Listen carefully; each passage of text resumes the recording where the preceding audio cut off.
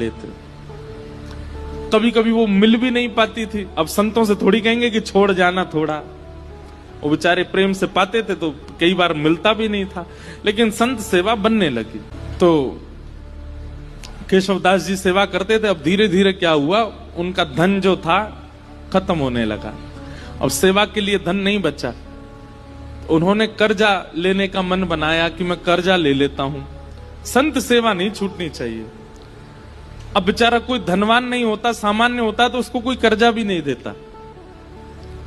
बाजार में निकल गए कर्जा लेने के लिए कि कोई हमें थोड़ी सी सेवा कर दो तो हम संत सेवा करेंगे।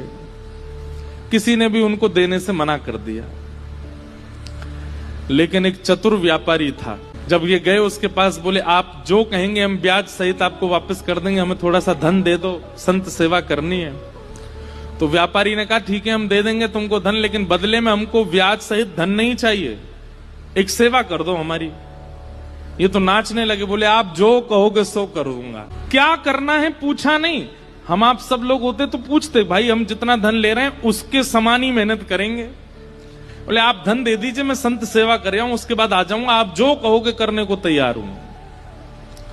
धन दे दिया, संत सेवा हो गई। संत सेवा करने के बाद पत्नी से कह दिया देखो अब अगले एक हफ्ते के लिए हमारे पास में खूब संपत्ति आ गई है, अब तुम चिंता मत करो, संतों की सेवा पर मैं किसी को कर्जा चुकाने जा रहा हूं। तो कर्जा कैसे चुकाओगे, आप धन तो है नहीं।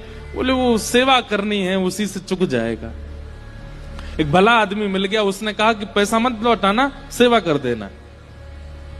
केशवदास जी लौट करके गए उसके पास, बोले भैया बताइए क्या सेवा करनी है। आप कहें तो बर्तन मांज दूं, झाड़ू लगा दूं, पोंछा कर दूं, पुताई कर दूं, क्या करना है आप बताओ। बोले हमारी एक जमीन है, वहां पर कुआं खोदना है। कुआं खोदना है। कुआं खोदने का मतलब समझते हैं? कितनी गहराई में जाना पड़ेगा, जब तक जल ना आ जाए तब तक खोदते रहो, और जब वो जल निकलना प्रारंभ हो जाए उसके बाद भी कितने फीट अंदर तक खोदना पड़ेगा, फिर चिनाई करनी पड़ेगी, कुएं में पूरा उसको आकृति देनी पड़ेगी, फिर बहुत दिन तक जल खींचना पड़ेगा, सारा मतमैला जल निकल निकल के जब बिल्कुल स्वच्छ जल आ जाएगा तब कुएं का निर्माण होगा।